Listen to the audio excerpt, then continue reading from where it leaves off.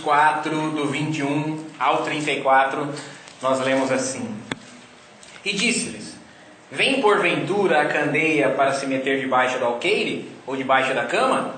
Não vem antes para se colocar no velador? Porque nada há encoberto que não haja de ser manifesto, e nada se faz para ficar oculto, mas para ser descoberto. Se alguém tem ouvidos para ouvir, ouça. E disse-lhes: Atendei ao que ides ouvir. Com a medida com que medirdes, vos medirão a vós, e ser-vos-á ainda acrescentada a vós o que ouvis. Porque ao que tem, ser-lhe-á dado, e ao que não tem, até o que tem lhe será tirado. E dizia: O reino de Deus é assim, como se um homem lançasse a semente à terra, e dormisse, se levantasse de noite ou de dia, e a semente brotasse e crescesse, não sabendo ele como. Porque a terra por si mesma frutifica, primeiro a erva, depois a espiga, e por último o grão cheio na espiga. E quando já o fruto se mostra, mete-se-lhe logo a foice, porque está chegada a ceifa. E dizia: A que assemelharemos o reino de Deus? Ou com que parábola o representaremos? É como um grão de mostarda, que quando se semeia na terra é a menor de todas as sementes que há na terra. Mas, tendo sido semeado, cresce, e faz-se maior do que todas as hortaliças, e cria grandes ramos, de tal maneira que as aves do céu podem aninhar-se debaixo de sua sombra. E com muitas parábolas tais lhe dirigia a palavra, segundo o que podiam compreender, e sem parábolas nunca lhes falava, porém tudo declarava em particular aos seus discípulos. Oremos. Senhor, nós te pedimos agora, abra o nosso coração, os nossos olhos para a tua santa palavra, que nós possamos ser iluminados pelo teu Santo Espírito, a compreendermos o seu significado, a aplicarmos o seu sentido em nossas vidas para vivermos conforme o teu querer e a tua vontade para nós. Fala-nos agora, Senhor, nós precisamos ouvir a tua voz, é somente o que nós precisamos. Nós te pedimos em nome de Jesus. Amém. E pode sentar-se, irmãos. Nós começamos a estudar semana passada esse capítulo 4 de Marcos. Nós começamos aprendendo a respeito do estilo de ensino de Jesus por parábolas e das parábolas acerca do reino. Nós entendemos que Jesus adotava esse método com qual finalidade, irmãos? Porque Jesus ensinava por parábola, que é uma parábola, só para nós recordarmos. A palavra parábola significa literalmente andar ao lado, né? Então é um estilo de figura de linguagem comparativo, que serve para comparar, ver o que há de semelhante, ou contrastar, ver o que há de diferente, né?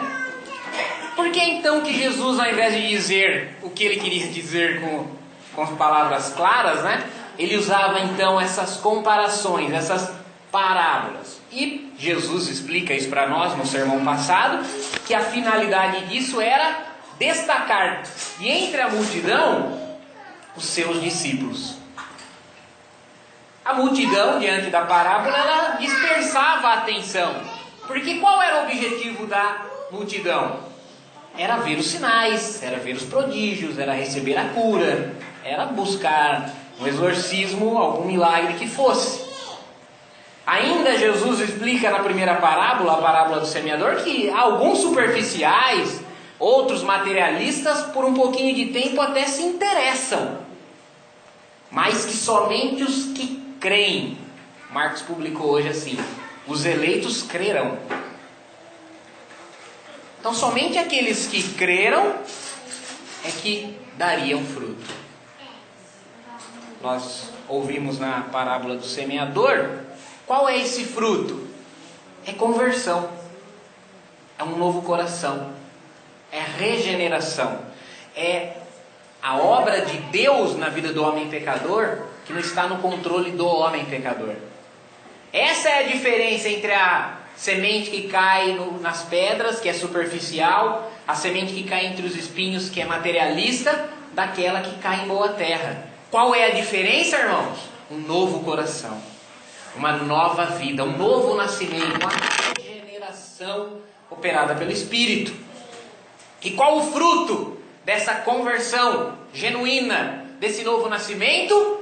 É o fruto do Espírito, é amor, é alegria, é paz, esperança, bondade, misericórdia, fidelidade, mansidão, domínio próprio. Esse é o fruto esperado quando se cultiva um relacionamento com Deus.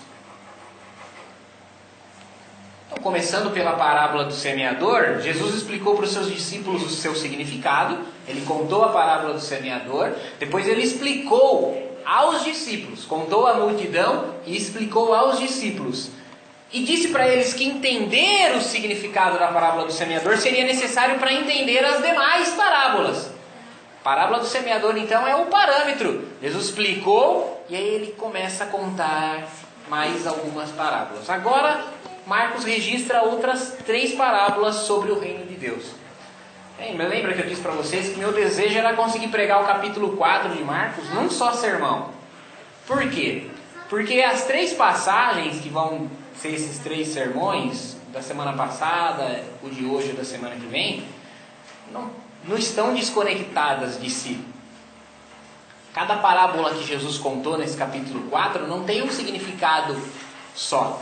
Aliás, não tem cada uma um significado, mas todas têm um significado só, que é a evolução do reino de Deus. O que é o reino de Deus, irmãos? O reino de Deus não é a vida eterna. Quando você lê na Escritura, nos Evangelhos, sobre o reino de Deus, sobre o reino dos céus, como está lá em Mateus, pense que o reino de Deus não é a vida eterna. Por quê? Porque numa parábola que Jesus conta lá em Mateus 13, dentro desse contexto, Marcos omite essa que eu vou dizer agora para vocês, está lá em Mateus. Diz que o reino de Deus é como um homem que semeia o trigo, e ele vai dormir e vem o seu adversário e semeia joio. Então o reino de Deus não pode ser a vida eterna, porque na vida eterna não tem joio, na vida eterna só tem trigo. O reino de Deus não é a igreja. Não é a igreja. Por quê? Porque nessa parábola do grão de mostarda que Jesus conta aqui em Marcos, diz que o reino de Deus é como uma árvore de mostarda, que nela se ajuntam as aves dos céus, que Jesus explicou para nós na parábola do semeador, que é Satanás. E Satanás não está na igreja, porque Jesus disse: as portas do inferno não prevalecerão contra ela. Então o reino de Deus não é a igreja. O reino de Deus não é a vida eterna e o reino de Deus não é a igreja. O que é então o reino de Deus? O reino de Deus é a esfera onde a igreja atua. É um reino.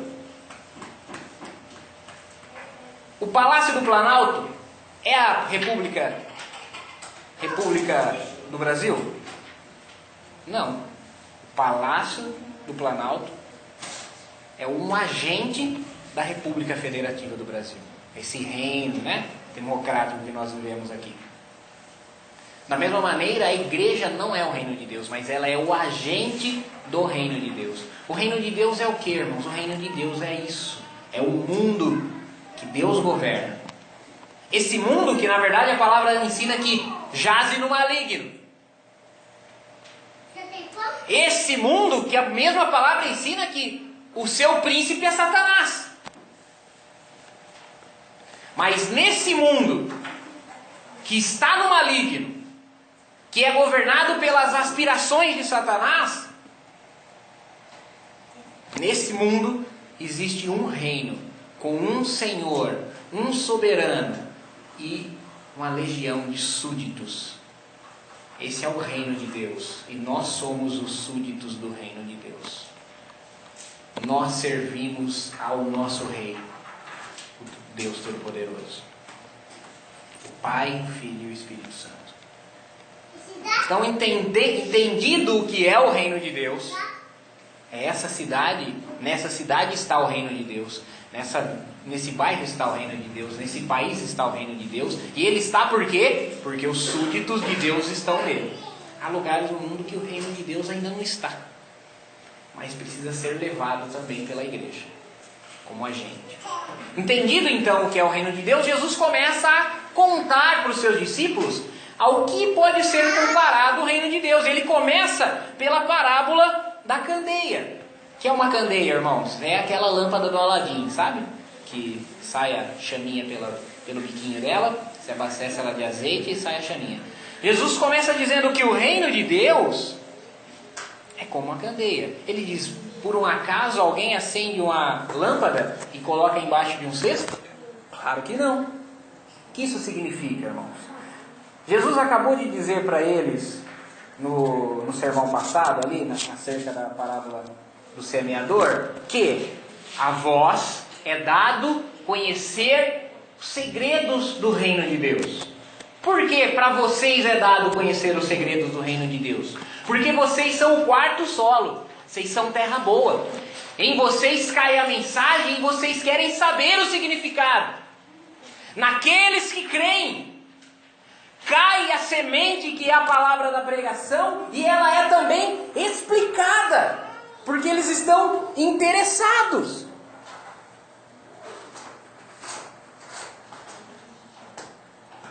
E no versículo 22, Jesus diz algo que é usado de maneira indevida esse versículo e cria-se uma certa confusão. Jesus diz assim lá no versículo 22. Olha, ele diz assim, versículo 21. Ninguém acende uma lâmpada e cobre com cesto.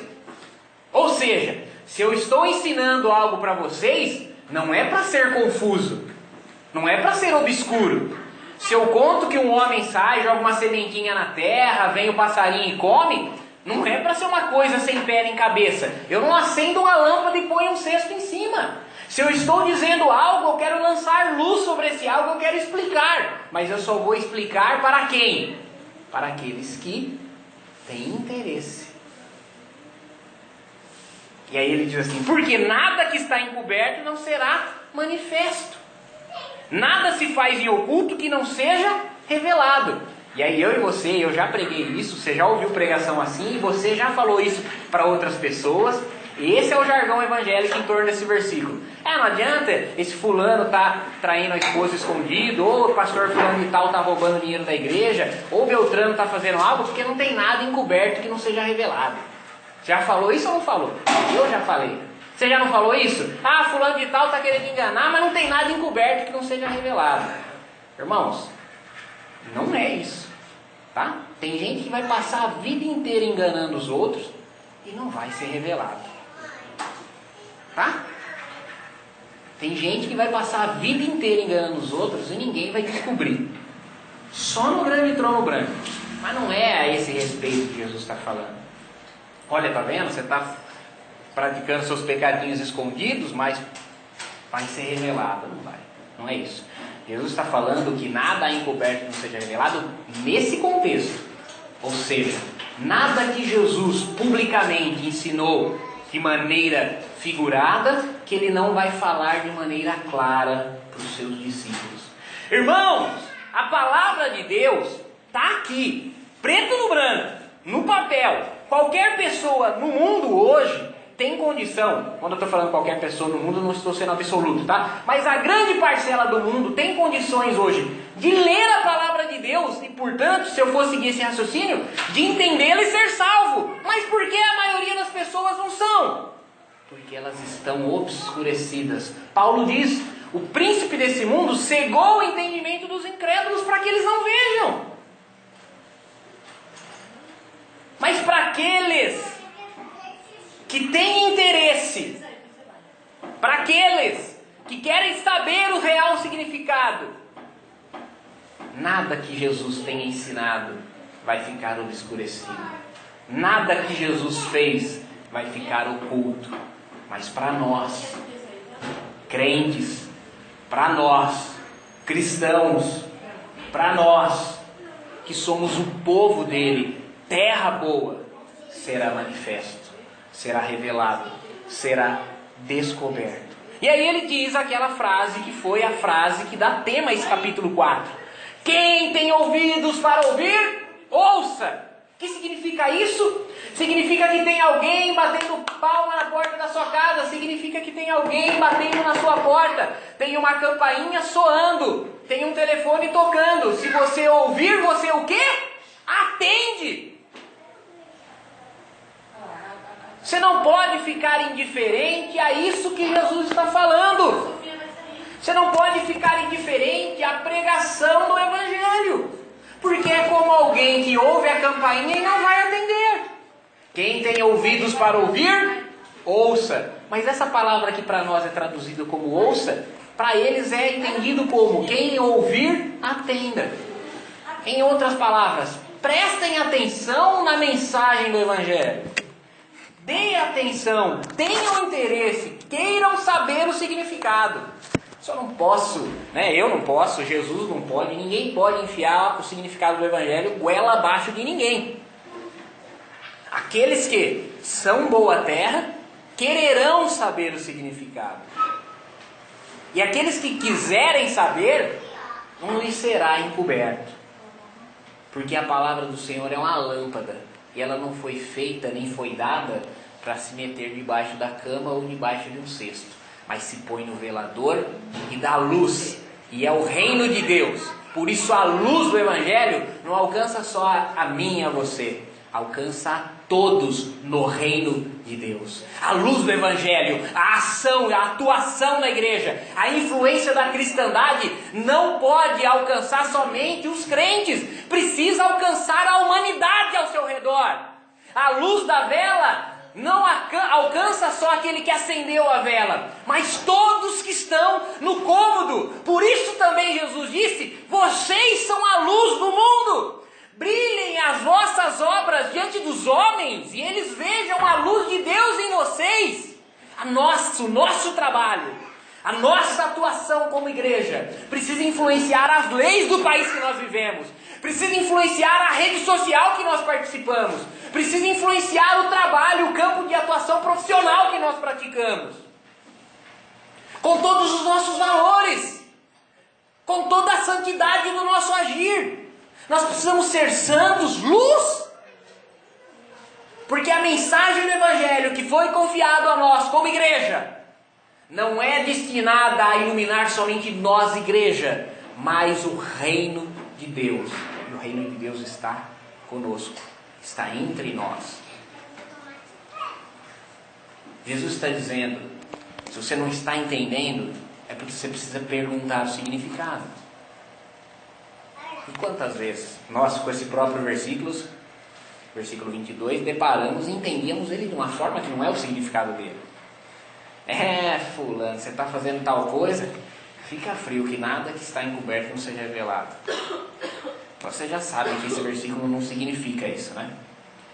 Irmãos, quando Jesus estava falando isso, eu disse, sermão passado, vou dizer de novo. Quando Jesus disse isso, o Evangelho ainda não tinha sido manifesto completamente.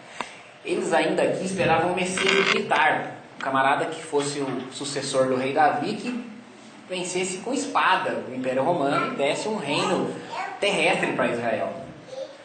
Quando Jesus morre na cruz, os discípulos ficam, meu Deus, e agora? Eles estão andando a caminho de Emaús e ficam, agora Jesus de Nazaré morreu. Estão desesperançosos. E aí Jesus se manifesta para eles, eles não reconhecem Jesus. E o que vocês estão conversando aí? Eles falam, você não ficou sabendo do profeta de Nazaré que morreu? Só você não estava em Jerusalém por esses dias? Então Jesus chega num lugar com eles e come com eles. E ensina para eles, de Gênesis 3,15, da semente da mulher que pisaria a cabeça da serpente, até Malaquias 4,3, eis que eu envio o meu anjo adiante de vós. Tudo que na lei e nos profetas dizia a respeito do Messias. Jesus passa 40 dias depois disso com os discípulos, num corpo de glória, entrava e saía do cenáculo com as portas fechadas, e Jesus mostrou todo o mistério do Evangelho, que ele era o Messias sofredor, Aquele que diz Isaías 53, sobre si levou as nossas dores, o castigo que era para nós recaiu sobre ele. Jesus explicou. E quando esses homens agora não estavam mais debaixo do cesto, nem debaixo da cama, mas a luz estava posta no velador para eles, eles entenderam o Evangelho. Pedro se levanta no dia de Pentecostes, prega um sermão e 5.000 almas são iluminadas pela mensagem que ele pregou, porque agora ele tinha luz. Quando Jesus disse isso, o Novo Testamento não estava completo, não estava nem registrado, mas agora para nós está. É nosso dever abrir as páginas e perguntar para o Espírito Santo: qual o significado da sua palavra? Nada que esteja encoberto da palavra não será manifesto para nós. Versículo 20, 24 e 25, Jesus nos fala da responsabilidade que implica conhecer o reino de Deus. Ele diz assim: prestem atenção, cuidado com o que vocês vão ouvir. Ele é o que significa atendei ao que ides ouvir. Cuidado com o que vocês estão ouvindo, porque vocês cristãos têm maior responsabilidade, porque vocês sabem mais, porque para vocês não é desconhecido a justiça e o juízo de Deus. Deus usará com vocês de maior rigor. Essa é a paráfrase do versículo 24. Irmãos, nós temos que ter cuidado. Jesus, uma certa vez, ele diz assim: olha, se vocês não tivessem ouvido o Evangelho, vocês já iriam para o inferno. Mas agora que vocês ouviram o Evangelho e não creram, vocês vão para uma câmara mais quente lá. Porque agora vocês sabem de mais coisas e ficam mais indesculpáveis. O escritor aos Hebreus, no capítulo 6, diz assim: olha, irmãos, chega de ficar bebendo leitinho. Vocês precisam comer comida sólida. Porque vocês precisam caminhar e galgar, vocês precisam crescer. Deixe os rudimentos, o beabá, o ABC do Evangelho, e vocês precisam entrar em matéria sólida. Vocês precisam aprender equação. Chega do babebi bobu. Cresçam, porque vocês vão ficar indesculpáveis. O professor passa a lição na lousa. Se você não copia, a culpa é sua. O professor ele dá a aula, mas quem estuda é você. A prova vai ser aplicada, você tendo prestado atenção ou não, você tendo copiado a matéria ou não. Não é assim na escola? No reino de Deus também. É isso que Jesus está falando. A nossa responsabilidade aumenta, irmãos. Cuidado com o que vocês ouvem, porque com essa medida serão medidos. Nós conhecemos coisas para sermos cobrados por Deus que o ímpio não conhece, que com justiça ele será condenado pela incredulidade. Mas e nós que conhecemos, vamos ser como a segunda e a terceira semente? Porque eles também conheceram, mas um era superficial e o outro era materialista. Eu não quero estar aqui olhando para ninguém com essas características. Eu não quero olhar aqui e imaginar que ninguém aqui é um falso crente, que ninguém aqui é superficial nem materialista. Porque se vocês o forem, sabe o juízo de Deus que vai cair sobre aquele ímpio, desatento, que não quer saber do Evangelho? Sobre o falso crente vai ser acrescentado uma medida, porque ele ouviu o Evangelho, mas não creu. Porque ele esteve no meio, mas não era do meio.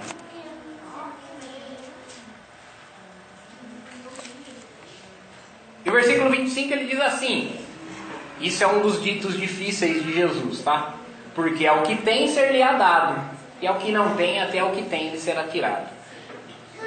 Esse provérbio de Jesus, ele diz em outras parábolas, por exemplo, a parábola das 10 minas, a parábola do mordomo, a parábola dos trabalhadores. Ele diz isso: quem tem, ser-lhe-á dado; quem não tem, até o que tem, ser-lhe-á tirado. É um dito difícil, porque às vezes a gente fala, meu Deus, o que significa isso? Jesus está dizendo assim, quem dá atenção. Tudo isso está girando em volta daquela frase de Jesus. Quem tem ouvidos, ouça. Quem ouvir a campainha, atenda. Quem ouvir o chamado, atenda. Quem tem o quê? Tem interesse, tem atenção. Ser-lhe-á dado. Quem crer na mensagem, receberá mais. Receberá salvação. Receberá vida eterna. Mas quem ignora, ou quem é superficial, ou quem é materialista, perderá até o que tem. O que essa pessoa tem? A salvação não pode ser. Porque a salvação, as 3 primeiras sementes não têm a salvação. Porque elas não dão fruto. Só quem tem é a quarta. O que é então que ele perde? Vai lá no versículo 4 do capítulo 4. E aconteceu que semeando ele, uma parte caiu junto ao caminho. E vieram as aves do céu e comeram. Quem dá atenção, quem é terra boa, quem ouve e atende, recebe a vida eterna. Ao que tem ser-lhe-á dado. Quem ouve e coça os ouvidos, quem ouve e ignora, quem ouve e não dá atenção, até o que tem lhe é tirado.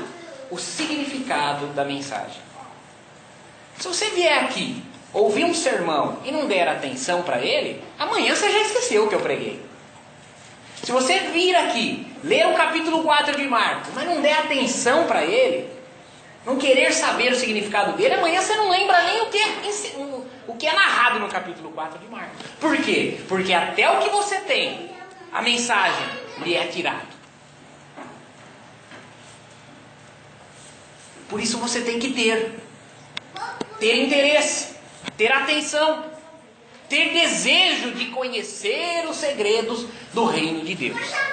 Principalmente, porque se você for superficial ou materialista, você já está enrolado, cara. Porque mais rigor vai ter sobre você. Porque se você estiver fingindo que é crente, você está enroscado. Porque já vai ser cobrado de você o rigor que se cobra do crente verdadeiro.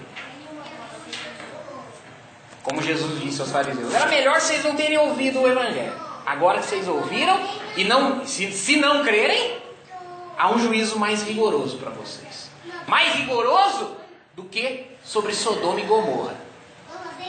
Porque se em Sodoma e Gomorra, se fosse pregado esse evangelho, eles teriam se arrependido. Mais rigor do que vai ser aplicado a Tiro e Sidom. Porque se em Tiro e Sidom se fizesse os sinais que Jesus fez no nosso meio, há muitos teriam se arrependido com panos de saco. Por isso, naquele dia, virá a rainha do sul. Porque ela saiu da Etiópia e veio até Jerusalém ouvir a sabedoria de Salomão. Mas eu, Jesus, sou maior do que Salomão. Naquele dia, a rainha do sul se levantará e julgará essa geração que tem ouvido o evangelho, mas prefere o gospel. Que tem ouvido o evangelho, mas prefere a religião. Tem ouvido o evangelho, mas prefere o legalismo. Jesus prossegue dizendo a parábola da semente, dos versículos 26 ao 29. Ele diz, o reino de Deus é assim, como um homem que lança semente. Ele dorme e levanta-se dia e noite, e a semente brota e cresce. E ele não sabe como isso acontece, porque a terra automaticamente faz isso. Quem é o homem que lança a semente? Jesus. O que é a semente? O evangelho. Como é que o evangelho cresce? Automaticamente, naturalmente. O reino de Deus é uma semente que naturalmente cresce. A palavra por si mesma aqui para nós é a palavra automático em grego, automatike. Você planta semente e você não tem controle sobre o crescimento, mas a terra faz com que ela cresça. Isso diz para nós. Nós temos que apenas plantar a semente. Nós precisamos apenas pregar o evangelho. Quem dá o crescimento? Quem faz brotar, crescer, frutificar? É Deus. Irmãos, nós poderíamos estar aqui, o pastor Jackson fala isso aí no podcast que ele gravou lá no 2D de Teologia. O pastor Jackson é pastor de uma igreja que tem uns 50 membros. Mas você vê a influência que o cara tem na internet com os cristãos reformados, você fala, meu Deus, só 50 membros, né? Eu às vezes até me pergunto, né? Se eu morasse em Porto Alegre, eu ia congregar na igreja do Jackson, você não tem a dúvida. Só tem 50 membros. Aí disse que ele estava conversando, né? Não reclamando, mas falando a respeito da experiência que eles têm na igreja deles lá. E aí o cara sugeriu para ele o seguinte: Jackson, coloca um culto neopentecostal no meio da semana, uma campanha, um negócio, que aí esse culto sustenta a igreja. Aí você não precisa ficar correndo atrás de oferta, uma loucura para pagar as contas no final do mês. Faz um culto neopentecostal lá que isso sustenta a igreja para você. Irmão, nós poderíamos estar aqui fazendo isso. Nós poderíamos estar aqui fazendo campanha de causas impossíveis, de copo d'água, sabe? Do escambau a 4. Poderia fazer um louvorzão, uma balada gospel, sabe?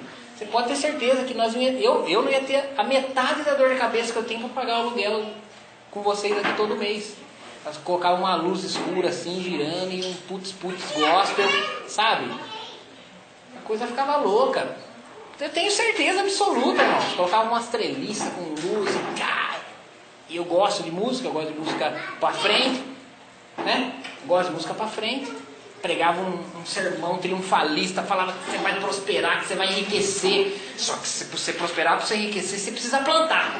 Nossa, irmão, você não tem noção. Eu ia estar com a consciência pesada, mas você não tem noção disso aqui ia estar grande, cara. E eu não sou numerofóbico, não tenho medo dos números. Eu não associo uma igreja boa ela ser pequena. Eu quero que essa igreja seja grande. Mas sabe por que ela não é agora? É o significado da próxima parábola. Ela não é agora, irmãos, porque se eu pregar o evangelho neopentecostal, eu vou atrair multidões. Mas se eu pregar o evangelho verdadeiro, eu destaco da multidão só os discípulos. Eu quero crer que aqui no nosso meio só há discípulos. Só pessoas que querem entender essa mensagem verdadeira. Infelizmente, a grande maioria evangélica no mundo, no Brasil principalmente, não querem. Quem ouve pregação do Marco Feliciano não quer ouvir isso aqui que eu estou pregando. Isso aqui é chato para quem gosta do Marco Feliciano. Para quem gosta do Edir Macedo, isso aqui é chato. Bíblia é chato. O cara gosta de coisa louca, sabe? Não gosta de Bíblia. A multidão gosta só do oba-oba. Não sou numerofóbico. Pedro, num sermão, converteu 5.000 almas. Eu não sou numerofóbico, mas também não sou numerólatra. Não adoro o número. Eu creio que o evangelho é uma semente que cresce automaticamente, naturalmente. Me ajudem. Vocês têm lançado a semente? Na casa de vocês plantam a semente? É como um homem que lança a semente. Você tá com a semente no borná aí, tira do borná, bicho, lança ela, fala com o seu vizinho, fala com o seu amigo, fala com o seu parente, fala com o colega de trabalho. Você prega o evangelho no lugar onde você trabalha, você prega o evangelho na sua vizinhança, seu familiar, porque, cara, eu até tenho um campo de alcance no meu trabalho, na minha casa, na minha vizinhança, atrás desse púlpito. Mas eu sou um membro do corpo de Cristo. Quem é o cara que joga a semente? É Cristo. Não é eu nem você. Quem planta a semente é Cristo. E nós somos membros do corpo de Cristo. Não adianta só o dedinho jogando semente. Tem que ir a mão toda jogar. Você é os outros dedos junto comigo. Os tendões e as ligaduras. Me ajuda. Fala desse evangelho verdadeiro que você tem ouvido aqui. Porque não se preocupa, a multidão não vai vir mesmo. Mas os discípulos virão. Porque eles quererão saber o significado. Grão de mostarda. Ele fala assim, e a hora que dá o fruto, vem e mete a foice porque chegou a colheita. O que é a colheita? É a ressurreição dos mortos no último dia. É Deus que está no controle do reino dele. Né?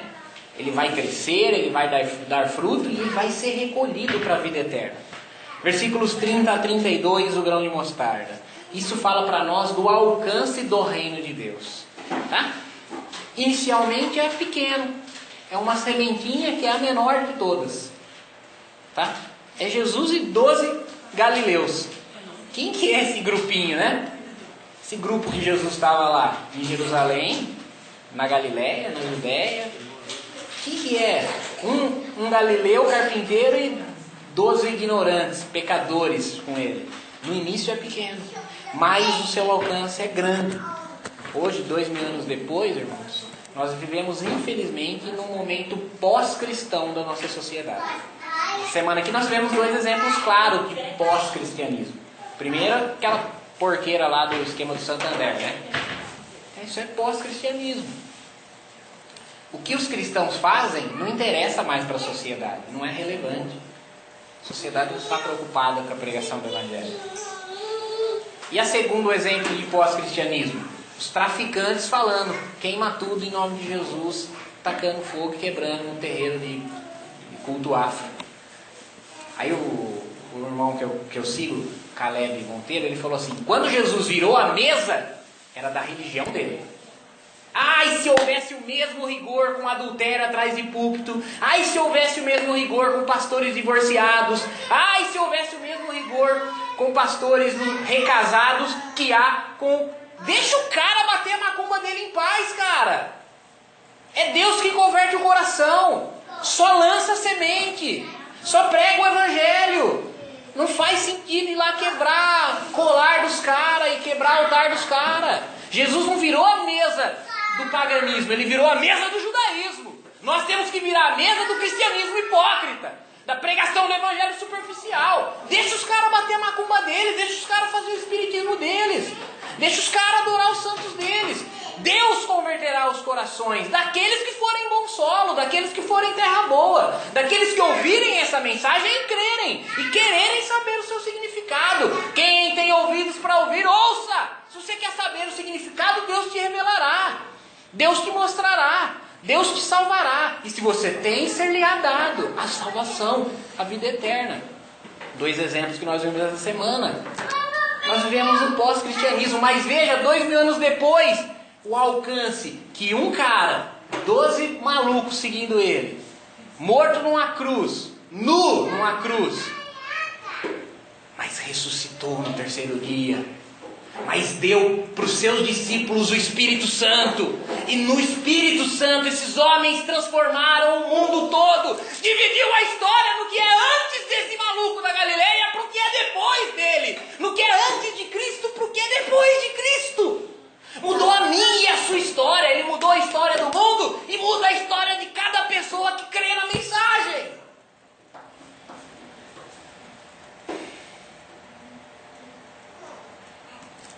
Mas também tem um lado ruim nessa dimensão do reino de Deus. Porque as aves dos céus também vêm para debaixo dessa grande árvore que é o reino de Deus. O tamanho que o cristianismo ganhou dá espaço para o neopentecostalismo, para outras falsas religiões que se dizem cristãs, mas que são só hostes do diabo, são só poderes malignos, são só as aves que vieram se aninhar debaixo da árvore de mostarda. Jesus está dizendo que no reino de Deus também existe pássaros, e também existe a atuação de Satanás. Não na igreja, no reino de Deus, porque na igreja as portas do inferno não prevalecerão. Para nós concluirmos isso, irmãos, Jesus disse para nós domingo passado e hoje: se alguém tem ouvidos para ouvir, ouça. Preste atenção na mensagem do Evangelho verdadeiro. Ele está sendo gritado nos telhados, ele está sendo aceso e iluminando. Ele não está escondido debaixo de um cesto. Ele está sendo pregado e explicado. Então nós precisamos de prontidão para atender o chamado. A campainha está tocando, você deve atender. Você está ouvindo a voz de Jesus e deve querer saber o significado da mensagem.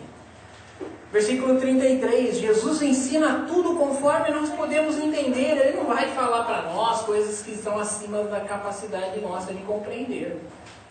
Tá? Tudo ele ensinava como eles podiam entender. Versículo 33. Versículo 34. Porém, só os discípulos, porém só os que atendiam, porém só os interessados, porém somente aqueles que tiveram ouvidos para ouvir, ele lhes explicava a respeito do reino de Deus, os seus significados. Se você tem ouvidos para ouvir, ouça.